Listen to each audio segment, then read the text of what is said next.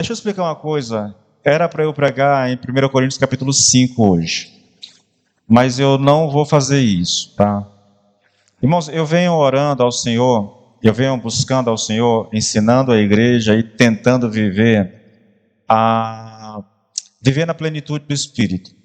Eu vou falar sobre pecado hoje, né? E eu digo a vocês, por graça de Deus, eu não sofro com essas tentações grosseiras, sabe, que o pessoal sofre muitas vezes. A minha luta contra o pecado não é exatamente contra a imoralidade ou alguma coisa dessas assim cabulosa, não. A minha luta contra o pecado é uma luta mais interna, sabe, interna. Tem a ver com o meu temperamento, tem a ver com a minha forma de ser. Eu entendo, querido, que Deus me fez assim. Só que também entendo que mesmo tendo me feito dessa forma, como eu sou, é possível e é vontade de Deus que o meu temperamento esteja sob o controle do Espírito, tá? É isso que nós chamamos do fruto do Espírito. É um homem, como Paulo da vida, um colérico da vida, mas com um temperamento controlado pelo Espírito. É isso que Deus espera. E eu venho numa oração, querido, e numa busca em relação a isso, porque o meu temperamento é muito explosivo, não parece, né? Vocês lidam comigo, mas não parece. Mas eu me conheço, na verdade, e eu sofro com isso, entende? Porque eu preciso ficar me vigiando, porque se eu deixar por conta própria, irmão, o negócio não é bom, entende? Então eu venho buscando do Senhor a plenitude do Espírito Santo, o ser cheio do Espírito Santo, e aí eu venho estudando sobre isso, né? Como é que a gente é cheio do Espírito Santo? Essa é uma pregação que eu tenho preparado para os casais, tá? Está preparado para os casais, porque eu vou pregar isso na perspectiva de relacionamento conjugal. Como é que a gente é cheio do Espírito Santo, querido? Há dois passos, um negativo e um positivo. No negativo, eu sou cheio do Espírito Santo, não entristecendo o Espírito Santo, né? E não apagando o Espírito Santo. Quando a gente pensa em entristecer o Espírito Santo, querido, a gente está pensando o seguinte: quando uma paixão ocupa o meu coração mais do que o Espírito, eu estou entristecendo o Espírito Santo. Quando a minha vontade e os meus desejos se sobrepõem à vontade do Espírito, eu estou entristecendo o Espírito Santo.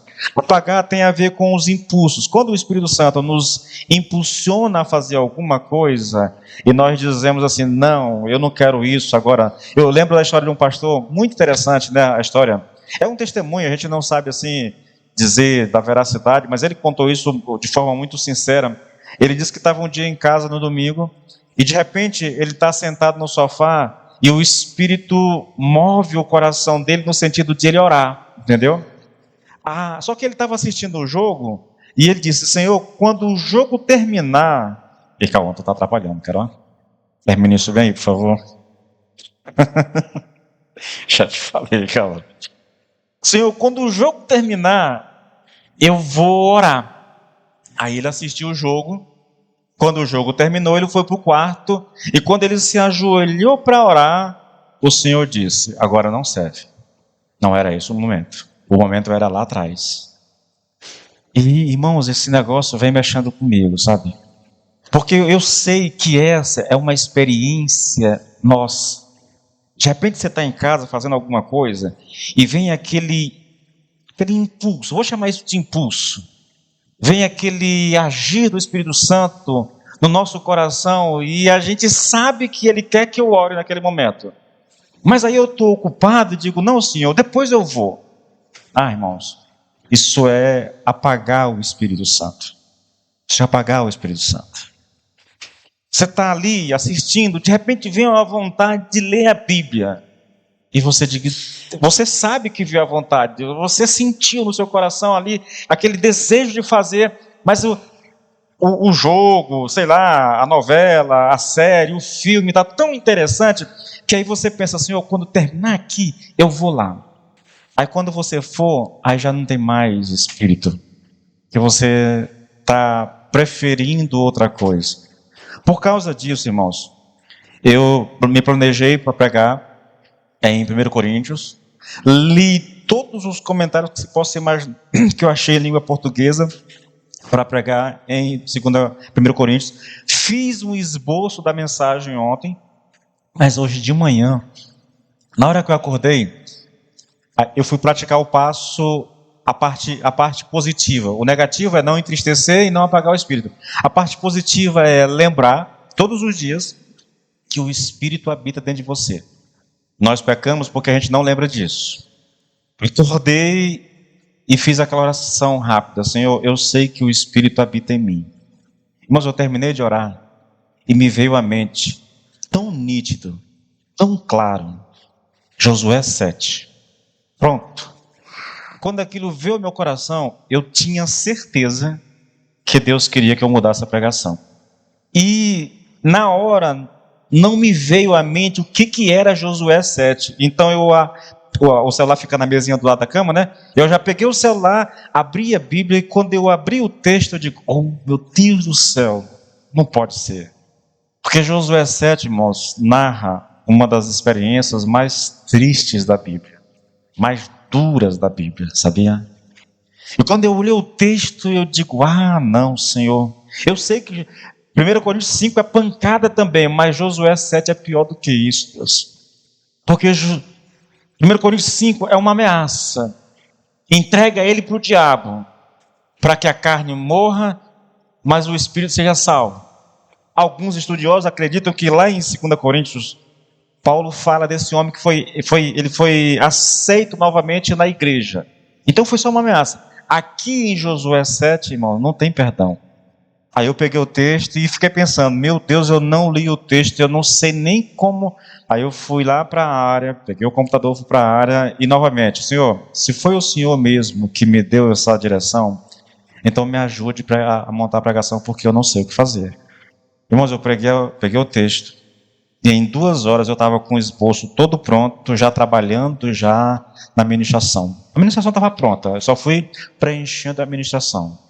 Foi uma coisa assim surpreendente. Então eu não tenho dúvida, querido. Eu não sei se é para mim, se é para você, para quem que é essa mensagem, mas de uma coisa eu tenho convicção plena.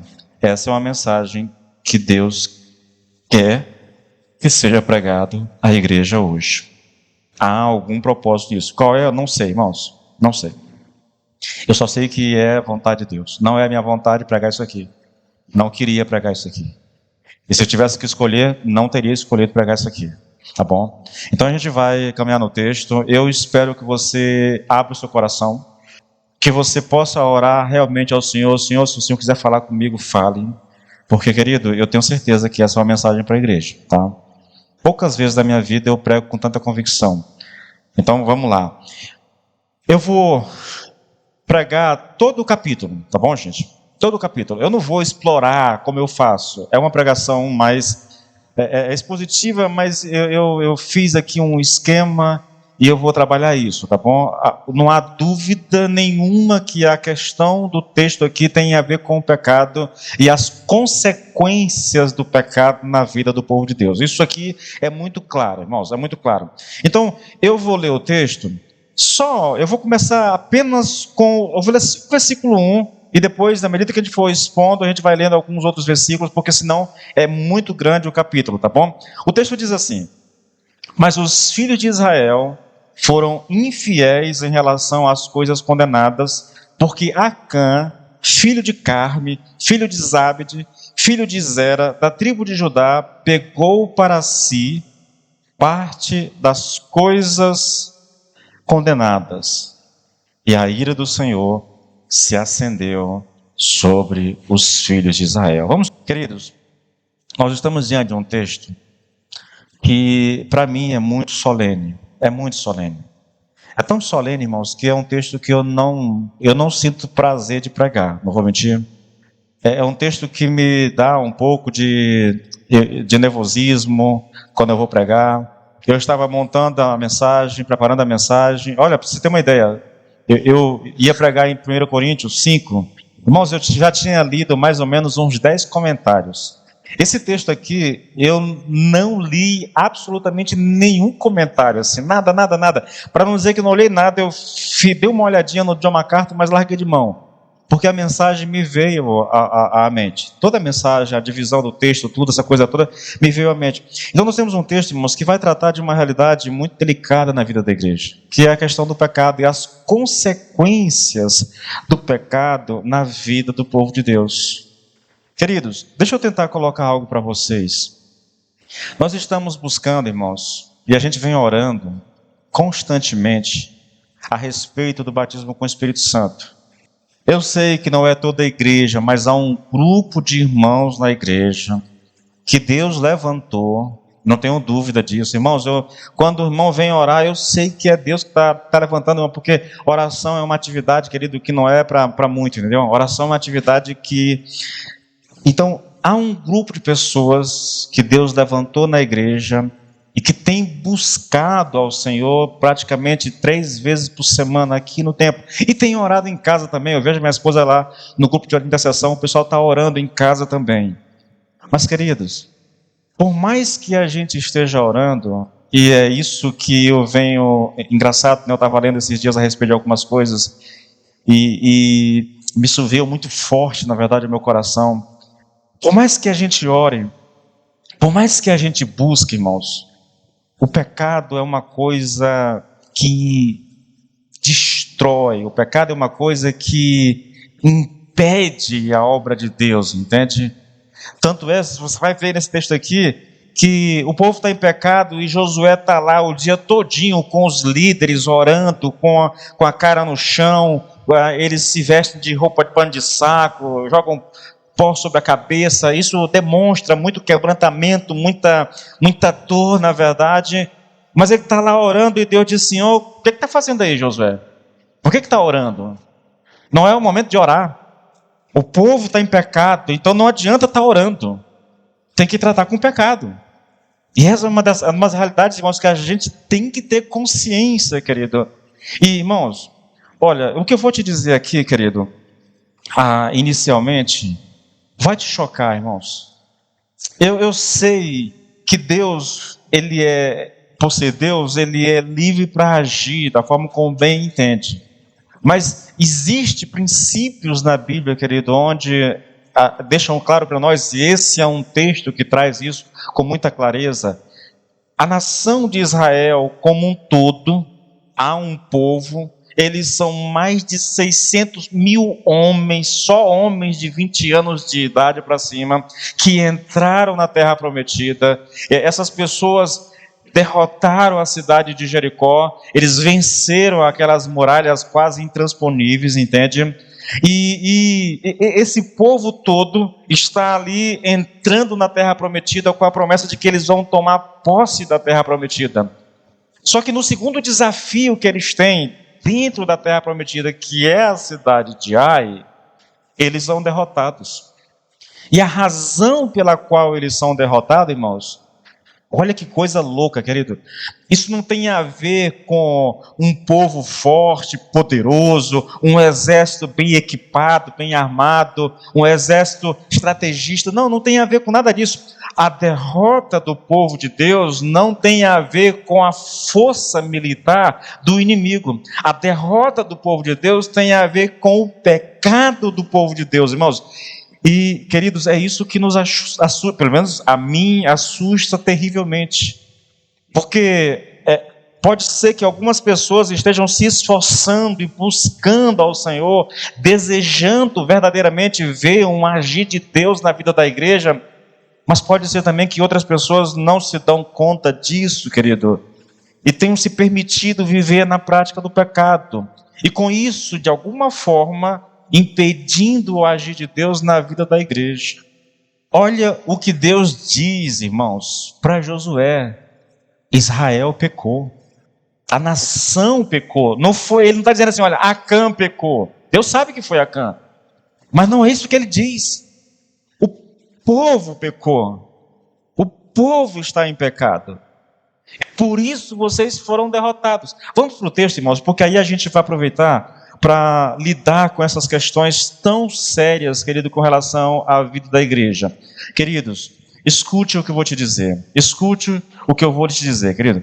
É preciso, é necessário que a gente encare essa questão do pecado e das consequências do pecado na vida da igreja.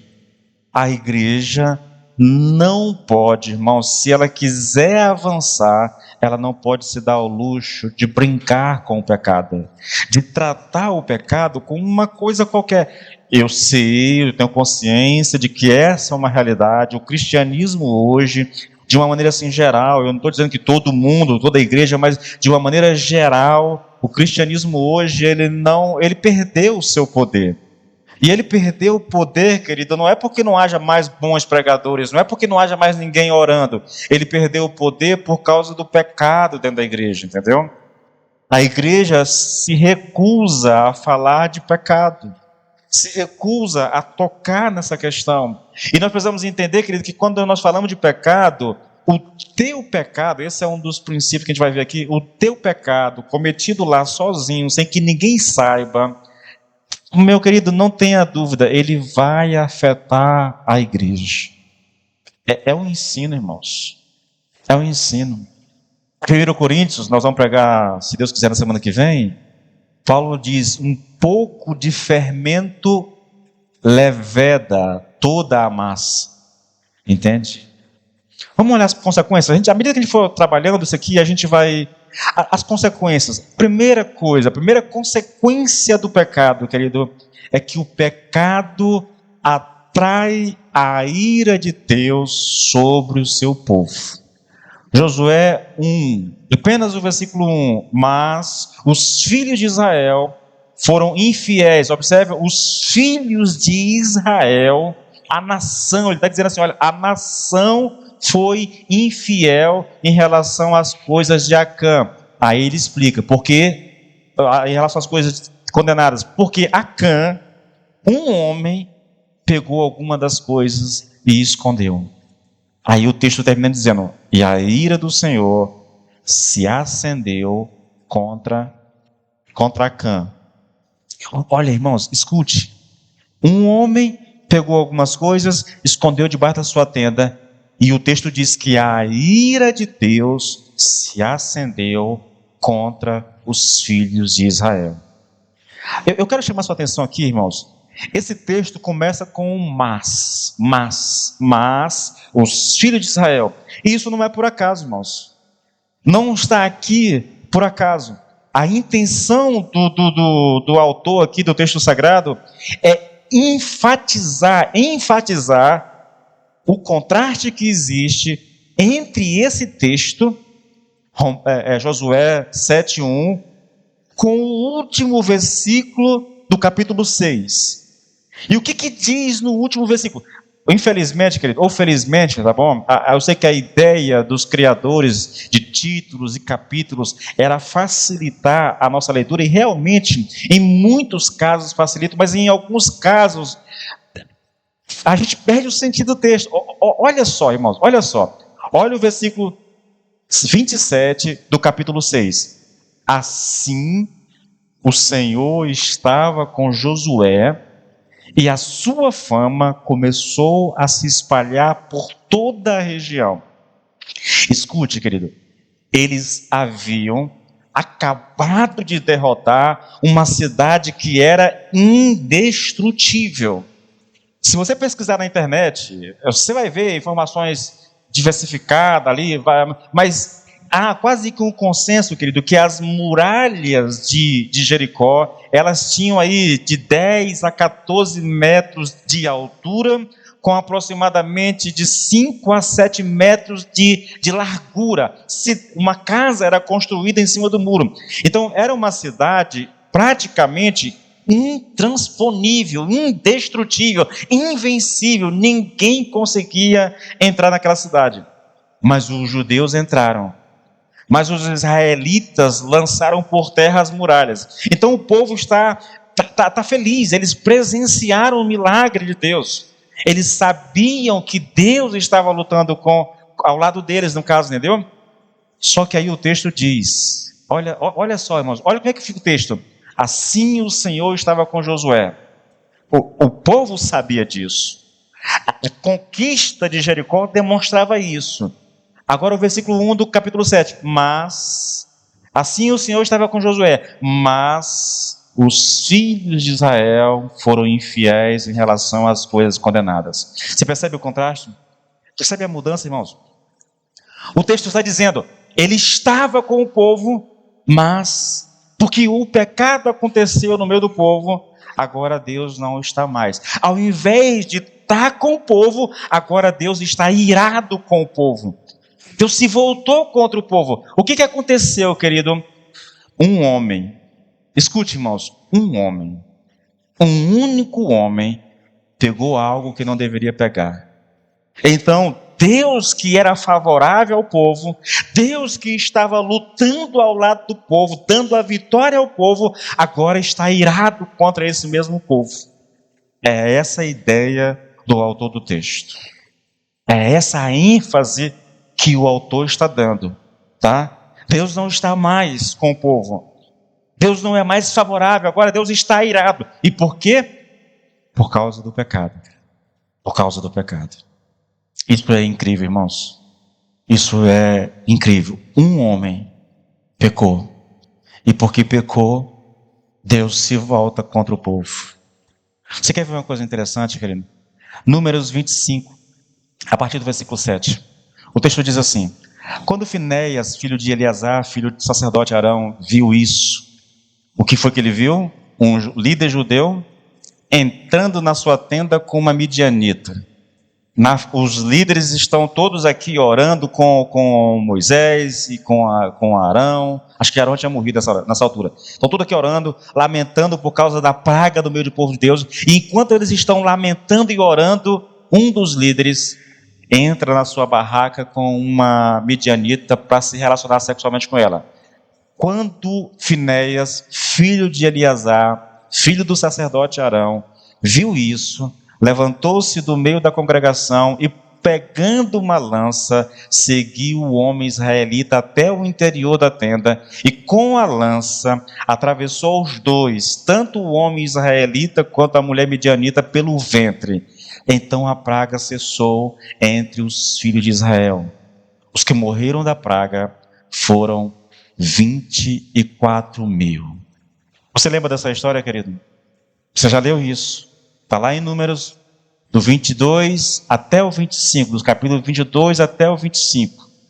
Um rei chamado Balaque, preocupado e com medo dos judeus, dos israelitas, chama um homem, cujo nome era Balaão, para amaldiçoar o povo de Deus, para lançar pragas. E o dilema de Balaão, querido, aqui, e Balaque, é que contra o povo de Deus não existe feitiçaria. Não tem poder que possa ir contra o povo de Deus. Pode amaldiçoar, pode jogar praga, pode colocar o nome na boca de um sapo, pode fazer o que quiser. O Senhor é quem guarda esse povo. Quando Balaão recebe o convite, o chamado para amaldiçoar, que ele vai orar, o Senhor disse: não, esse povo aí não. Esse é meu povo. Nele vocês não podem tocar. Não há encantamento contra eles. Não há praga, não há feitiçaria contra eles. Não adianta, entendeu? Não adianta. Você pode fazer o que quiser. Eu acho interessante isso, irmãos. Deixa eu fazer um parênteses aqui e sair um pouquinho do texto. Mas não é curioso, crente com medo de dessas coisas? Que crente é esse, irmãos? É lógico. Vamos com calma, tá bom? Se o crente está em pecado, ele deveria temer. Mas um crente que está vivendo sua vida com Deus, irmãos, não deve temer esse negócio de maldição, de praga, essa coisa toda. Não tem que ter medo, querido. Veja, irmãos, escute. Esse povo está andando com Deus. Um homem é chamado para amaldiçoar esse povo, mas ele descobre através do próprio Deus que ele não pode fazer isso. Por quê? Porque Deus está com o seu povo. É Deus quem guarda, é Deus quem protege, é Deus que está com ele, na verdade. A pergunta que você faz é: então como é que a gente pode vencer um povo como esse? Como é que eu posso vencer o povo de Deus? E a resposta, querido, é incrível, irmãos. A gente vence o povo de Deus levando esse povo a pecar contra o seu próprio Deus. É assim que se vence, irmãos. Enquanto o povo está andando com Deus, não há maldição, não há praga, não há feitiçaria, o inferno pode se levantar, não tem como, querido. Mas se esse povo que está debaixo da bênção do Senhor, da cobertura do sangue de Cristo, pecar, irmãos, contra o seu Deus, aí a situação muda. Você quer ver uma coisa interessante? Números 31. Se você quiser acompanhar e abrir o texto, por favor, querido. Números 31. Indignou-se Moisés contra os oficiais do exército, capitães dos milhares e capitães das centenas que vinham do serviço da guerra. Antes de... deixa eu contextualizar você. Números 31, 14. Deixa eu contextualizar você. Moisés mandou o exército israelita destruir os midianitas por causa da atitude deles para com o povo de Israel. O exército foi, mas pouparam mulheres e animais. Quando eles chegaram e Moisés viu as mulheres, o texto diz, ele se indignou contra os oficiais do exército, capitães dos milhares e capitães das centenas, que vinham do serviço da guerra. Disse-lhes Moisés, deixastes viver todas as mulheres? Eis que estas, por conselho de Balaão, fizeram prevaricar os filhos de Israel contra o Senhor, no caso de Peor, pelo que houve a praga entre a congregação do Senhor. Vamos contextualizar isso aqui, irmãos? Balaão foi chamado para amaldiçoar o povo de Deus. Deus não deixou. Embora as promessas financeiras fossem altas, ele sabia que não podia ir contra Deus, então ele não amaldiçoa, ele abençoa. Só que depois disso, irmão, interessado no dinheiro, Balaão vai lá no rei Balaque e diz assim, olha, eu não posso amaldiçoar o povo, mas deixa eu te dar uma ideia, pega as mulheres bonitas do teu povo, envia ela no acampamento dos judeus, para que seduza os homens. E aí o rei envia essas mulheres para seduzir os homens. E então os homens são seduzidos por essas mulheres, caem em pecado, caem na idolatria. E por causa disso, o próprio Deus se volta contra o seu povo e envia uma praga no meio do acampamento. E o texto diz que morreram aqui 30, 37, 24 mil homens morreram por causa dessa praga. Você percebe, irmãos? Não dá para lutar contra esse povo porque eles estão guardados por Deus, mas há um jeito de vencê-los. E como é que se vence o povo de Deus? É fazendo com que ele peque contra Deus. Porque na hora que ele pecar contra Deus, o próprio Deus se volta contra o seu povo. Josué 6, 27. O Senhor estava com Josué. O Senhor deu a vitória, o Senhor derrotou o povo de Jericó, o Senhor derrubou as muralhas de Jericó, o Senhor deu força, deu poder ao seu povo e eles venceram o inimigo. Mas um homem pecou no meio do acampamento. E agora o Deus que estava com eles se volta contra eles. Eles vão para a guerra contra a cidade de Ai, uma cidade insignificante, e eles são destruídos. Não é destruído por causa dos guerreiros de Ai, por causa do exército de Ai, eles são destruídos por causa do pecado no acampamento do povo de Deus. Irmãos, nós precisamos ter consciência disso, querido. Nós precisamos ter consciência disso, irmãos. Deixa eu chamar a atenção só para mais uma coisa aqui, irmãos. Lá em Números 31, o texto diz que, por conselho de Abraão, as mulheres midianitas fizeram os filhos de Israel prevaricar. O texto que nós estamos lendo em Josué 1 diz que eu estou lendo aqui agora a Almeida atualizada, a Almeida Revista Atualizada. Prevaricar educaram os filhos de Israel nas coisas condenadas. É a mesma palavra, querido, a mesma palavra. A raiz dessa palavra hebraica, querido, indica um rompimento na fé. Na prevaricação são cometidos atos conscientes de traição ou infidelidade para com Deus, violando a aliança que existia entre o povo e Deus. Então, a prevaricação é um ato consciente. Quando os judeus lá no deserto, os israelitas lá no deserto, se relacionaram sexualmente com aquelas mulheres, foram para o culto aos deuses daquelas mulheres, eles foram conscientes, sabendo que era errado, sabendo que aquela atitude violava a aliança que eles tinham com Deus. A mesma coisa acontece aqui. Acã sabia da ordem de Deus. Jericó é a primeira cidade da terra prometida. E o Senhor diz, ela é minha, tem que destruir tudo. O que for trazido de lá é trazido para ser consagrado ao Senhor. Nenhum israelita pode pegar alguma coisa porque está em pecado. Acã sabia disso. E mesmo assim ele pegou.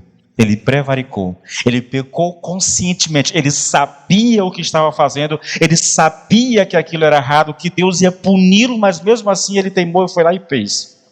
Isso significa prevaricar, querido. É um pecado consciente, é um pecado proposital diante de Deus.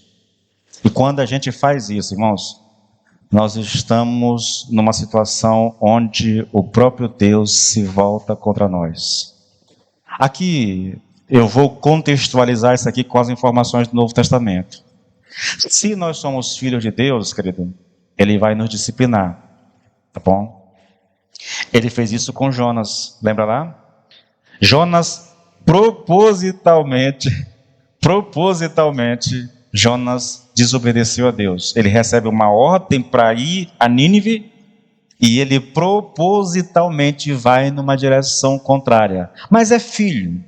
Então Deus vai lidar com esse filho fujão. E aí, vocês da célula estão estudando isso, sabem o que aconteceu, né? Sabe o que aconteceu? É filho. No caso do texto que nós estamos estudando, é o povo de Deus. Como é que Deus lida com isso? Deus vai lidar com o pecado desse povo. Como? Gente, eles derrotaram uma cidade indestrutível, mas são destruídos por um povo insignificante. Qual é a diferença, irmãos? É porque na primeira guerra, Deus estava lutando com eles. Na segunda, Deus estava contra. É assim que funciona, querido. O nosso pecado faz com que Deus lute contra nós. E aqui, irmãos, deixa eu dar algo para você que eu creio que seja esperançoso. Deus não faz isso porque Ele é mau. Deus não faz isso porque Ele tem prazer em punir os seus filhos. Deus faz isso para trazer os filhos de volta para o caminho certo. É uma atitude de amor. A segunda consequência do pecado, irmãos, é que o pecado leva o homem ao orgulho. Ao orgulho. Vamos ler os versículos 2 e 3? Josué enviou alguns homens de Jericó até a cidade de Ai, que está junto a Bet-Aven, a leste de Betel, e lhes falou dizendo, vão e espiem a terra. Os homens foram e espiaram a terra, e voltaram a Josué e lhe disseram, não é necessário que vá todo o povo, basta uns 2 ou 3 mil homens para atacar a cidade de Ai, não fatigue todo o povo, porque são poucos os inimigos. Você lê o texto, querido, algumas coisas vão saltando no texto, é impressionante, né? Sabe de uma coisa? Aqui, irmãos, o povo está novamente se preparando para a guerra, para mais uma batalha. Eles estão discutindo estratégias, fazendo planos, mas impressionantemente, querido, não há uma única menção ao Senhor. Se você voltar um pouquinho atrás e ver como foi que aconteceu, quando Deus dá as dicas, as estratégias, diz o que fazer, como fazer, quantas voltas dá, aquela coisa toda, Deus deu toda a estratégia, Deus orientou no mínimo detalhe o que eles tinham que fazer para derrotar a cidade de Jericó. Eles foram, derrotaram. Agora, o pecado estabelecido entre o povo, agora esse povo, na hora de planejar o próximo ataque, eles simplesmente deixaram de lado o Senhor. Isso é assustador, irmãos. Irmãos, isso é mais assustador porque essa é uma prática tão comum nós. Quantos de nós, querido, buscamos direção de Deus para decisões importantes? Quantos de nós confiamos realmente na direção de Deus para a nossa vida?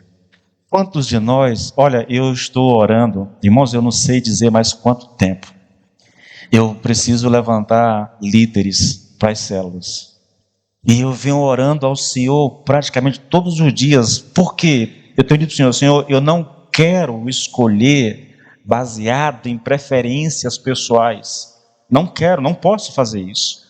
Então eu preciso que o Senhor me oriente, eu preciso que o Senhor me ajude na hora de escolher os líderes. Me dê uma direção, me dê me ilumine, porque eu não posso escolher baseado apenas nos meus critérios, porque muito provavelmente eu vou escolher de maneira errada.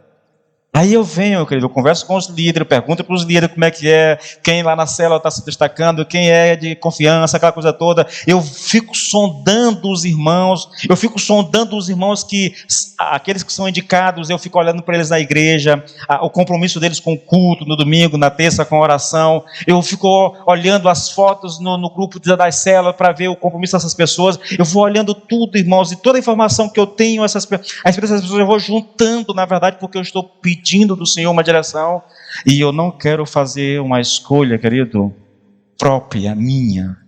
Eu preciso que Deus me oriente nisso. Eu já venho orando há mais de 6 meses a respeito disso, e eu só vou decidir, irmãos, isso lá para setembro, mais ou menos, tá? Com medo de fazer uma escolha errada. Não quero errar, irmãos. Não quero errar.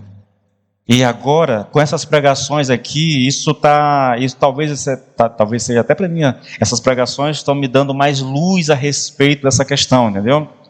Porque irmãos, é um negócio tão delicado essa questão de você escolher alguém. Eu lembro de Jesus, olha, eu fico pensando assim, se fosse um de nós no lugar de Jesus, nunca teria escolhido os homens que ele escolheu. Porque à luz da sociedade da época, eram homens inúteis. Não tinham capacidade, não tinham conhecimento. Eram homens rudes, pescadores, ladrão, cobrador de imposto. Tudo que não está lá, a pior estirpe estava lá. Impressionante, querido. Mas o próprio Jesus, antes de escolhê-los, passou uma noite orando ao Senhor. Não é impressionante isso? A gente precisa ter consciência dessas questões, querido. Está aqui um povo, confiando em si mesmo. Irmãos, eles estão convictos que são capazes. Mas há uma convicção tão grande no coração, o orgulho entrou no coração desses homens, do próprio Josué, querido. O orgulho entrou no coração desses homens, e que de tal maneira que quando eles vão estabelecer as estratégias de como vão lutar contra a próxima cidade, eles não buscam a Deus, eles não oram, eles não pedem direção do Senhor, eles estão planejando por conta, irmãos, por conta. Eles esqueceram, querido, que toda a estratégia para vencer a cidade de Jericó foi dada por Deus. Não só a estratégia, mas o poder para vencer os inimigos veio de Deus, querido. Aí a gente pergunta, o que é que está acontecendo então aqui, irmãos? Imagine, os líderes estão reunidos. Imagine lá, qual é a próxima cidade? É Ai. Josué diz, então vamos levantar aqui alguns espias, eles vão lá olhar a cidade, e depois a gente vê o que faz. Os espias foram, olharam a cidade, trouxeram a informação, a cidade é pequena. Irmãos, olha, isso é quase um desdém, olha, sabe, a cidade é pequenininha, o povo manda lá uns 2, 3 mil, isso é suficiente, não precisa de tanta gente não. Eles estão orgulhosos, querido. O coração deles está orgulhoso por causa da conquista anterior, irmãos. Mas o que aconteceu, irmãos? O pecado de um homem, escute, querido, escute. O pecado de um homem atraiu a ira de Deus sobre o seu povo. Esse povo em pecado deu vazão ao orgulho porque derrotaram Jericó. E agora, eles estão aqui, usando essa linguagem nossa, eles estão aqui se achando a última Coca-Cola do deserto, irmãos. Eles acham que não precisam mais consultar a Deus. Eles acreditam que podem resolver as coisas sozinhos. Estão cheios de si mesmo. Por quê, irmãos? Por causa do pecado que entrou no meio do povo. Eu sou o cara. Ninguém é melhor do que eu para fazer isso. Ninguém é tão inteligente, ninguém é tão capaz, ninguém é tão bom quanto eu. Se eu não fizer, o negócio não vai prestar. Eu. Orgulho, irmãos. Orgulho. Isso é um negócio perigoso, querido. Esse é um negócio perigoso. Irmãos, a gente tem que tomar cuidado com o orgulho, irmãos. Nós precisamos desesperadamente orar ao Senhor e buscar ao Senhor, querido, irmãos, na hora que você pensar, se eu não fizer isso aqui, esse negócio não vai prestar, você foi laçado pelo orgulho, irmãos. Talvez não tenha ninguém realmente no seu nível. O problema não é isso. O problema é o pensamento no coração. Se eu não fizer, ninguém vai fazer tão bom. Se eu não estiver à frente, se eles não ouvirem o que eu tenho para dizer, esse negócio não vai prestar. E sabe qual é a pior parte do orgulhoso, querido? É que ele deixa Deus de fora das coisas. Eu não preciso de Deus. Eu não preciso orar. Eu não preciso de direção. Eu não preciso estudar para pregar. Eu sou um bom pregador. Irmãos, deixa eu dizer uma coisa para vocês. Deixa eu compartilhar algo com vocês. Sem falsa humildade, querido. Eu poderia chegar aqui no domingo à noite, pegar qualquer texto da Bíblia e pregar 1 hora para vocês tranquilamente. Eu dou conta de fazer isso. Eu não estou exagerando, eu não estou querendo parecer. Não, eu sei que eu dou conta de fazer isso. Mas sabe de uma coisa? Eu nunca faço isso. Nunca fiz isso propositalmente. Eu já cheguei aqui com um texto para pregar e na hora que eu começo a pregar, eu sinto uma direção de Deus para algo diferente e eu vou atrás da direção do Senhor. Mas não foi assim, eu não vou estudar não, porque quando eu chegar lá eu faço, eu já fiz isso tanta vez, eu estou, não sei quanto, vamos lá, eu estou há 15 anos pregando, isso é moleza, eu pego lá um texto e vou, irmãos, nunca na minha vida eu fiz isso, nem em célula. E olha que a administração da célula é uma administração que eu já preguei na igreja. Mas sempre antes da célula, eu pego o texto, dou uma olhada, releio mais uma vez, entende?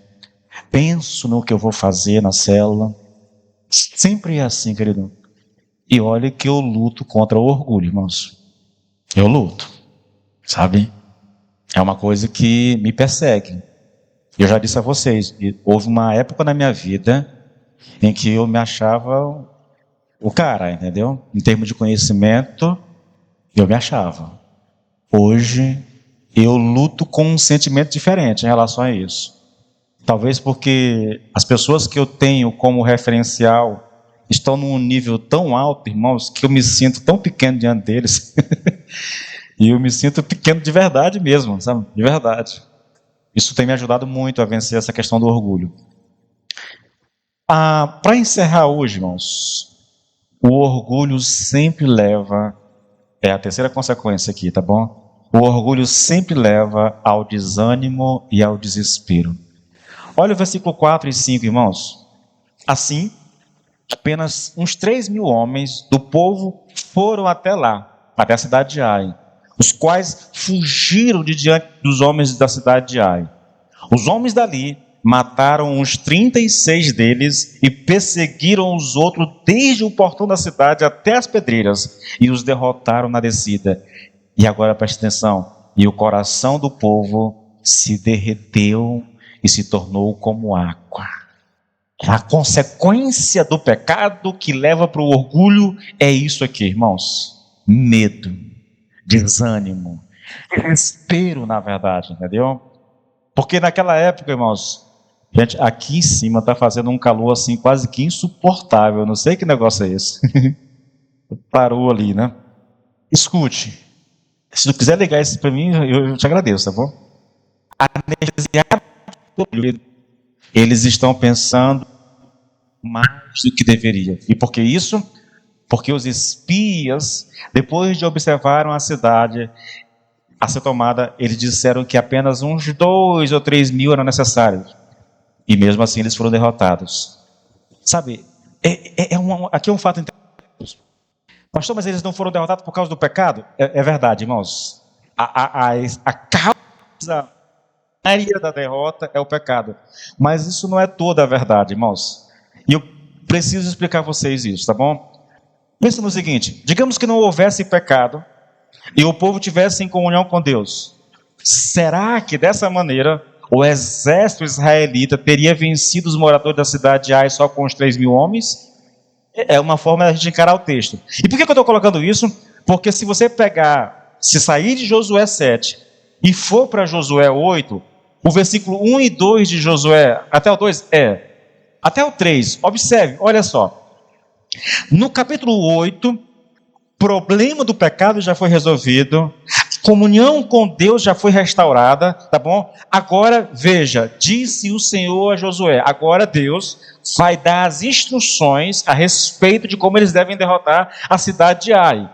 Observe, disse o Senhor a Josué, não temas, não te atemorizes, toma contigo toda a gente de guerra e dispõe-te e sobe a Ai.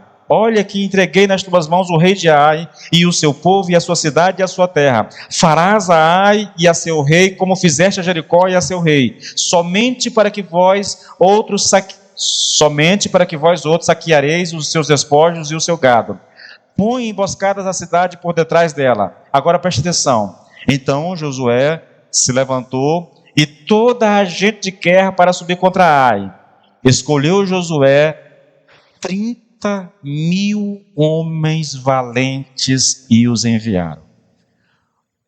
Deixa eu tentar colocar para você, querido. O povo foi lá e disse, uns 2, 3 mil são suficientes. A minha alegação é a seguinte, querido. É que mesmo que eles não tivessem pecado, os 2 ou 3 mil talvez não fosse suficiente. Porque aqui, a comunhão já foi restabelecida. O pecado já foi expurgado. Deus está à frente do seu povo. Mas por direção de Deus, não mais 2 ou 3 mil homens, mas 30 mil homens. 30 mil homens, irmãos, foram para a guerra.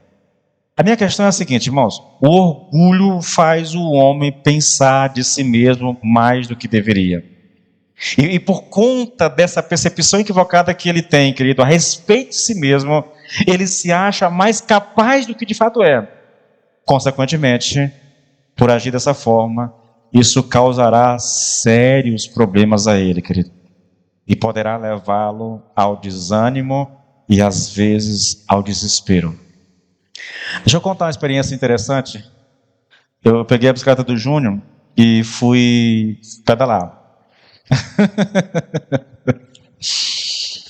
Eu fui até São Sebastião. Eu caminhei, fiz uma caminhada de 4 km e 400 metros, né? Eu pensei, eu dou conta de pedalar. Daqui para São Sebastião é 10 km, é 5, ida e vinda, acho que dá uns 10, 12 km, eu não sei exatamente quanto é que dá. O Júnior me alertou, pastor, é perto, mas tem muita subida, muita descida. Eu digo, não, mas eu vou devagarinho, eu vou. Aí eu peguei, saí daqui cedo, né? Ontem, tá? Aí fui. Na ida, nossa, é um negócio impressionante, é assim, o tempo todo, entendeu? Aí você desce, aí sobe, lá, eu fui. Quando eu cheguei lá, irmãos, eu devia ter parado ali uns 10, 15 minutos para descansar as pernas, porque eu pedalava 50 km por dia, mas isso há 20 anos atrás, apenas com 30 anos de idade, em boa forma, entendeu? Aí eu cheguei lá no São Sebastião, né? Virei e voltei. Aí eu comecei. Na segunda subida, irmãos, eu comecei. Irmãos, olha, duas coisas, viu, Júnior? Não era só, o cansaço era muito grande, é lógico, entendeu? Mas aquela cela, meu irmão, chega a me dava um desespero. Eu tenho que sentar para poder fazer força, mas eu não aguentava sentar na cela. Quando chegou nessa subida, a maior que tem no caso ali, Irmãos, eu cheguei. Aí quando chegou perto da subida, querido, faltou tudo, faltou força. E eu comecei a me desesperar, mas eu não posso parar aqui, até que eu desci da bicicleta e empurrei até subir. Ah? Na hora que eu subi, que eu desci, vi um grupo de ciclistas. Eu digo, ainda bem que não me pegaram empurrando a bicicleta. Irmãos, mas eu cheguei em casa quase morto. Eu pensei que ia ter uma parada cardíaca, alguma coisa.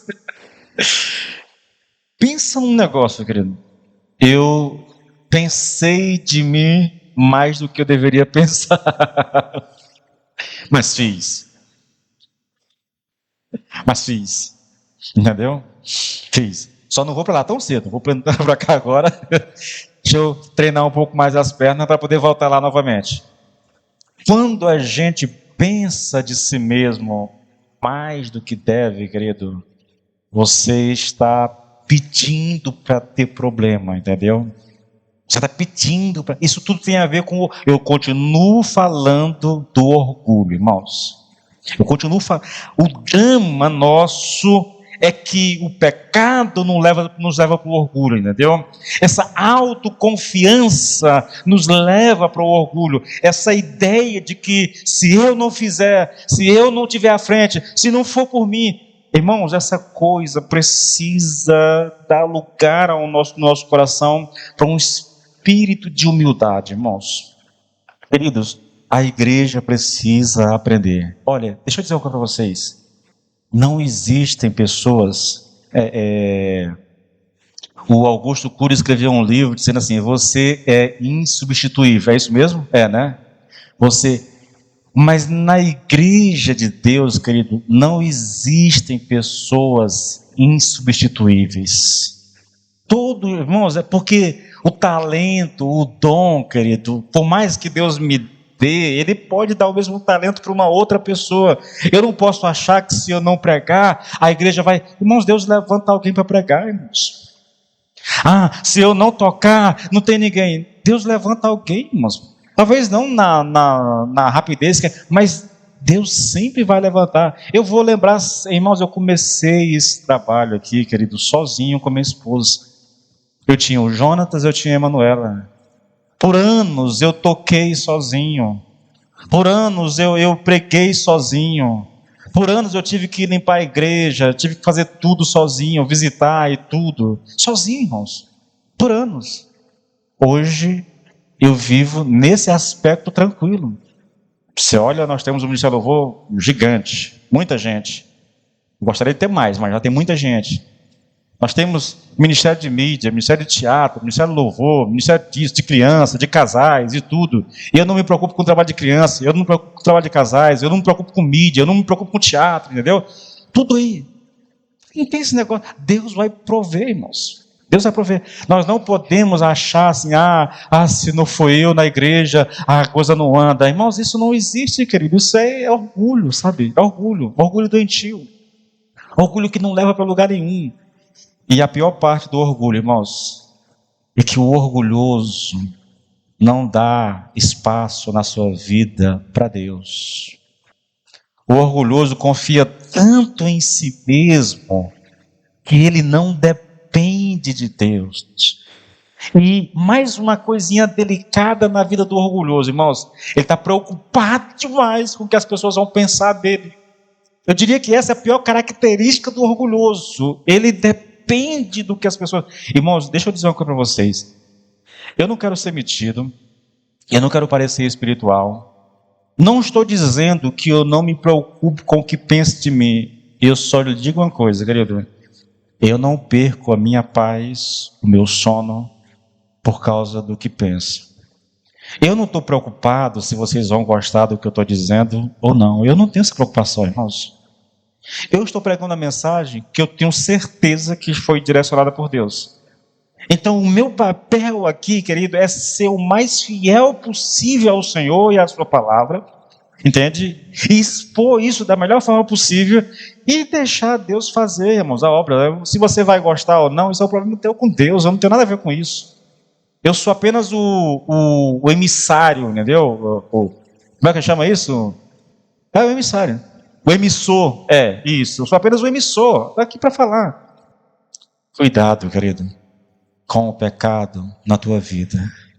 O teu pecado prejudica a igreja. Ah, pastor, mas ninguém sabe, pastor. Deus sabe, irmãos. Deus está vendo. Deus conhece o coração. Eu confesso, irmãos, me veio um desespero às vezes ao coração. Puxa, Senhor, nós estamos orando tanto, Senhor, tanto, buscando tanto no Senhor. Por que não acontece nada? Eu tive essa impressão essa semana, irmãos. É sério isso, querido. Eu estou lembrando disso agora, na verdade. Eu não conectei isso quando Deus me deu esse texto. O pecado impede. O pecado atrapalha.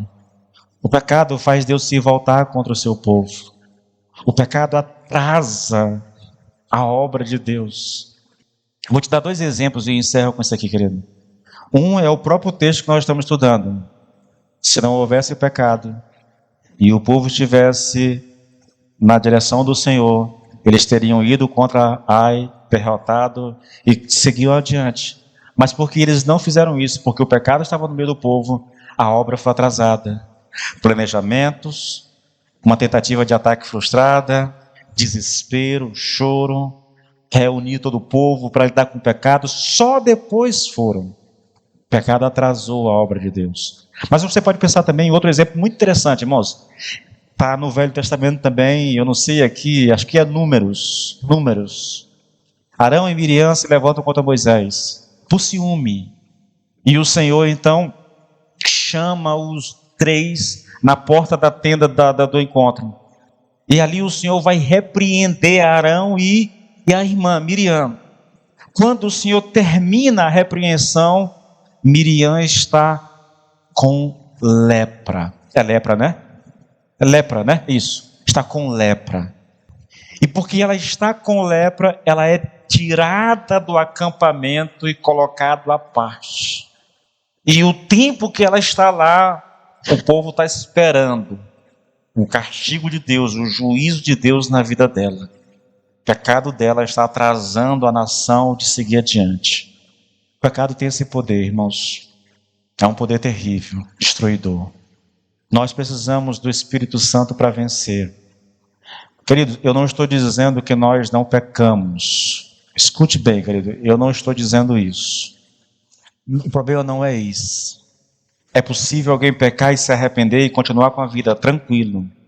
O problema maior, querido, com o pecado é a prática dele. É a convivência com ele. É você acalentar isso no coração e não querer abrir mão, continuar na prática do pecado.